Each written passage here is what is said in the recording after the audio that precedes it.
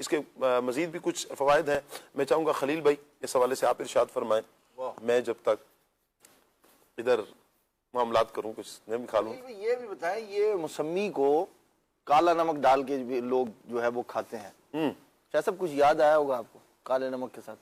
हज की कुछ यादें, हाय हाय मौसमी और मक्का शरीफ। सुभान अल्लाह अकबर। हमारे साथ एक इस्लामी भाई थे तो वो बड़ा एहतमाम करते थे इसका, मौसमी और काला नमक डाल के। फिर इसका भी कोई अलग से फ़ायदा है? सल्लल्लाहु अलैहि हबीब सल्लल्लाहु अलैहि वसल्लम। माशाअल्लाह काफ़ी सारे फ़वाइद तो आपने बयान फरमा दिए हैं। तकरीबन यही जैसे मिलते जुलते ही फ़वाइद हैं। और इसमें ये होना चाहिए कि अगर हो सके ना, जिससे कि वो खाना अपना 2 टाइम करें और मौसम के फ्रूट जो है ना 1 टाइम में इस्तेमाल कर लें। अगर आप 3 टाइम खाते हैं, अगर ये भी जैसे अक़वाल हैं जैसे हकीमों के जो मुस्तनद लोग हैं कि अगर आपने ठीक रहना है, सेहतमंद रहना है, तो कम से कम फिर 2 के बजाय 3 के बजाय 2 टाइम खाएं। अच्छा। और उस दौरान आपको भूख लगती है तो जैसे मौसम के जो भी फ्रूट हैं उसको इस्तेमाल किया जाए। और इसमें एक चीज़ ये भी है कि काफ़ी सारे फ़वाइद आपने बताएं, गैस के लिए अच्छा है, तेज़ाबियत के लिए अच्छा है, खून के हवाले से, और इसी तरह से बीपी के हवाले से, चेहरे की खूबसूरती के लिए भी बहुत अच्छा है, बालों के लिए मुफीद है।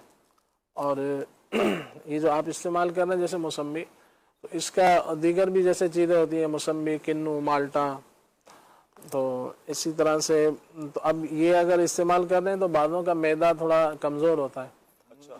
तो अगर कोई ऐसी मौसमी है कि जैसे कच्ची होती है थोड़ी सी, बाज़ बहुत ज़्यादा पक्की हुई होती है। खलील भाई ये खुश्क है, सूखी हुई है, लेकिन ये मीठी बहुत है। अल्हम्दुलिल्लाह। इस टाइप की जो होती है ना, तो वो जिनका मैदा कमज़ोर होता है तो उनको चाहिए फिर इसका छिलका ना खाएं। जैसे अंदर का जो गूदा सा है उसमें सिर्फ रस ले लें और उसको जैसे उसको ना जूस लिया जाए। हाँ, जूस ले लें तो वो उनके लिए ज़्यादा मुफीद होगा। बच्चों को भी ये दें तो बहुत अच्छा है। और इसमें इस चीज़ का ख्याल करें, जैसे आजकल सर्दी का मौसम है तो इसमें ना खटास खट्टी ना हो, तो फिर ये है कि वो गले के लिए सर्दी के एतबार से ज़रा नामुनासिब होगी। और इस एक लिमिट में ही इस्तेमाल की जाए। बाद ऐसे अफराद होते हैं कि जिनको बहुत ज़्यादा सर्दी लगती है, कमज़ोरी है बहुत ज़्यादा, तो सर्द चीज़ें जैसे सर्दी में देखा होगा आपने कि लोग जो है ना पिस्ता, बादाम, इस तरह की चीज़ों का इस्तेमाल कर रहे होते हैं, इंजीर, किशमिश। तो इसका आपने जैसे पढ़ के भी बताया कि सर्द मिजाज है इसका। तो अगर जो ऐसे लोग हैं कि जिनके असाब पट्टे वीक हैं, जोड़ों का दर्द जिन्हें रहता है, तो उनको चाहिए कि वो इसको एक लिमिट में इस्तेमाल करें, क्योंकि ठंडी चीज़ें जो हैं वो एक अगर ज़रूरत से ज़्यादा इस्तेमाल की जाएँ तो फिर वो जिस्म को कमज़ोर भी करती हैं, असाब पट्टे उससे वीक होते हैं। तो इस तरह के इसके मामलात हैं।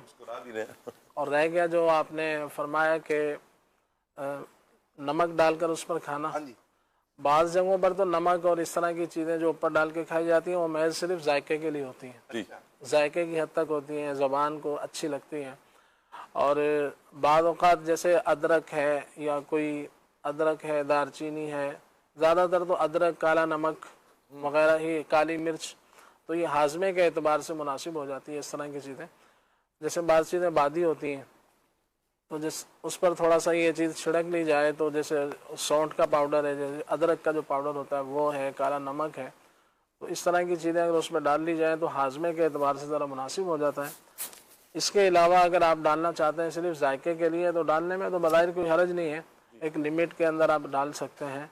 लेकिन अगर आप तिब्बी हिसाब से जाएंगे, इसका उसूल यही है कि आप जो जितना इन चीज़ों से बचेंगे तो आपको फ़ायदा होगा, क्योंकि ज़्यादा नमक इस्तेमाल करना तो वो दिल के लिए अच्छा नहीं है, गुर्दों के लिए अच्छा नहीं है, इसी तरह से ब्लड प्रेशर के जो मरीज़ होते हैं उनके लिए अच्छा नहीं है जी।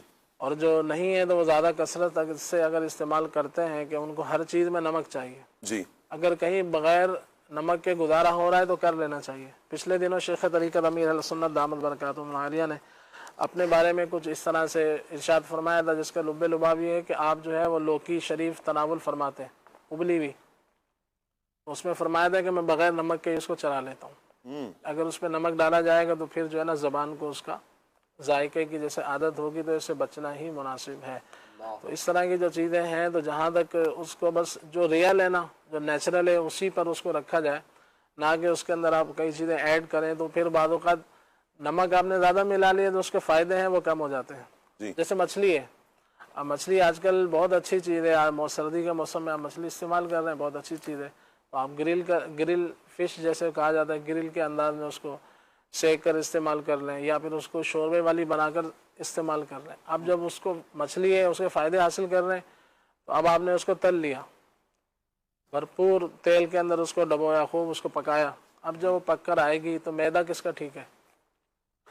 अब वो जब आप खाएंगे तो ज़ाहिर बात है, एक तरफ तो मछली के फ़ायदे आप लिखे हुए देख रहे हैं, पढ़ रहे हैं, सुन रहे हैं, और अब ये खाकर तो आप तो हो सकता है कि बाद लोग जो है ना मुसीबत में आ जाए कि हज़म ही ना हो उसको।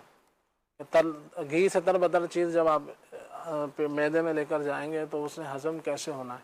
जैसे पराठों और बर्गर, पिज़्ज़ा, समोसे, ये इस तरह की तली हुई जो चीज़ें होती हैं उससे फिर मैदे में जाके प्रॉब्लम होती है।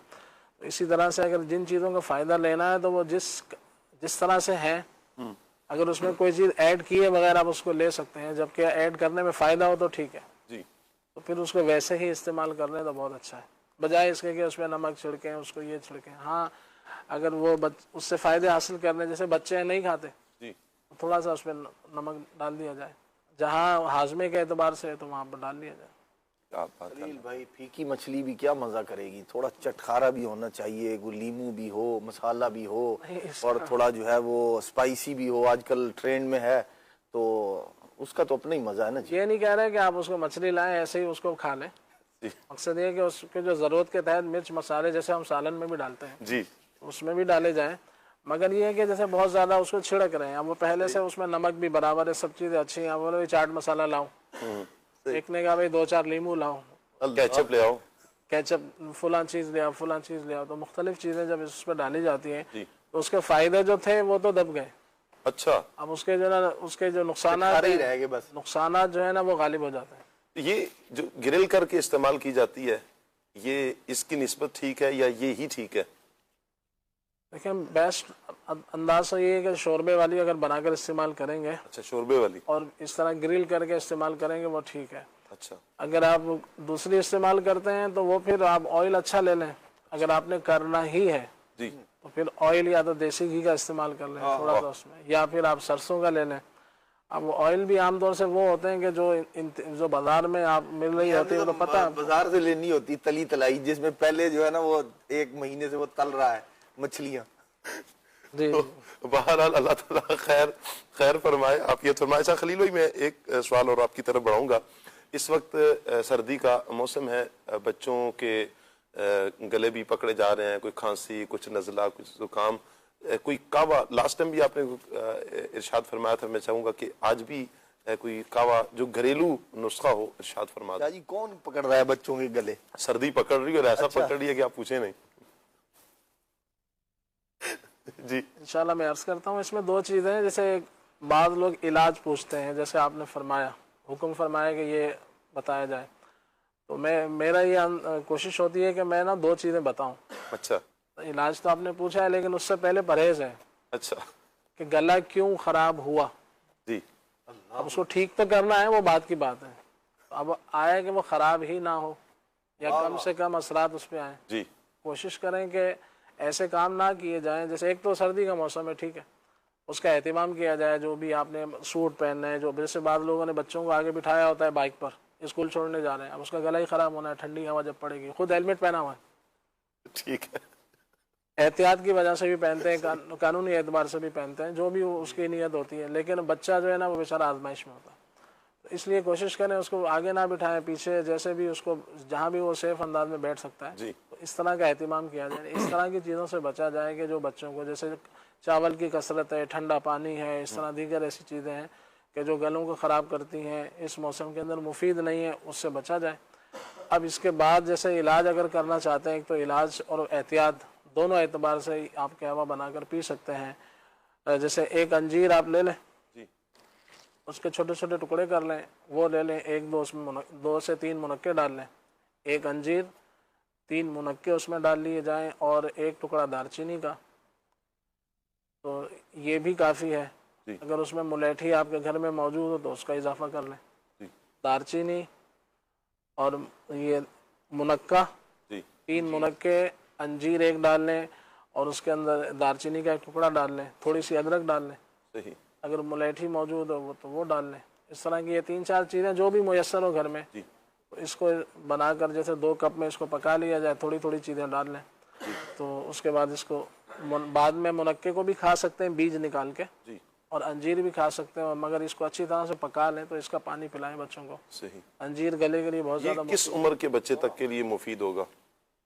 जैसे एक तो छोटे बच्चे होते हैं, 2 साल से ऊपर के बच्चे हों तो उनको ज़्यादा मुफीद है, और इससे जो छोटे बच्चे होते हैं चूँकि वो नाजुक होते हैं तो उसको बाकायदा एक अच्छी तरह से मशवरा करके कि इनको प्रॉब्लम क्या है। बाद वक़्त हम समझ रहे हैं कि इसको नज़ला है, जी हम समझ रहे हैं कि इसका गला ख़राब है, हालांकि गला नहीं ख़राब है, उसका पेट ख़राब होता है। अच्छा। तो बाज़ों को गैस होती है, वो गैस ऊपर चढ़ती है, तेज़ाबीत होती है, उससे गला ख़राब होता है, और गले की दवाएं लेंगे तो जाहिर बात है उससे तो हल होना नहीं है। हालांकि उसको मैदे की तेज़ाबियत है, गैसेज हैं, तो उसकी वजह से गले। नॉर्मली तौर पर घरों में बच्चों को, ये छोटे जो बच्चे होते हैं उनको कावा जो दिया जाता है, शहद इस्तेमाल करवा दें बच्चों को। जब भी जैसे छोटे, बहुत छोटे जो बच्चे होते हैं, जब भी उनको दूध पिलाएं थोड़ा सा शहद चटा दें, जी उनके दांतों पे लगा दें, मसूड़ों पे लगा दें, ज़बान पे लगा दें, तो उससे भी उनको इससे फ़ायदा होगा। जैतून शरीफ का ऑयल रख लें, वो बच्चों के ना जैसे सीने पर मसाज करते रहें आजकल के टाइम में, जी वो भी उनको अच्छा फ़ायदा देगा। सही। इसी तरह से जो है ना वो शहद का इस्तेमाल यूँ भी कर सकते हैं, जैसे पहले भी अर्ज़ किया था कि 1 पाव शहद लेके उसमें 1 ग्राम ज़ाफ़रान डालकर उसको मिक्स करके रख लें, वो बच्चों को सुबह शाम चटाते रहें, इंशाल्लाह गले भी उससे सेट रहेंगे, और शहद तो है ही बाबरकत। क्या बात है, अल्लाह पाक। इस तरह का कहवा भी जैसे बताया तो ये भी इस्तेमाल कर सकते हैं, वरना सिर्फ अगर अदरक का कहवा इस्तेमाल करना चाहें तो वो भी काफ़ी है। अच्छा, अदरक में फिर साथ कुछ और सौंफ वगैरह डाले जाएं? सौंफ नहीं, अदरक अगर लेनी है 1 टुकड़ा 2 इंच का अदरक का ले लें, एक कहवा ये भी बनाया जा सकता है। जी 2 इंच का टुकड़ा अदरक का, उसमें 5 काली मिर्चें डाल लें, 10-15 पत्ते पुदीने के डाल लें, सही। तो ये भी काफ़ी है। इसका कहवा बना लें, बच्चों को देते रहें, इंशाल्लाह पेट के लिए भी मुफीद है और नज़ला ज़ुकाम वगैरह के हवाले से। क्या बात है, जज़ाकल्लाह जी, अल्लाह आपको जज़ा खैर अता फरमाए। मदनी चैनल के नाज़रीन की कुछ कॉल्स हैं, कॉल लेते हैं।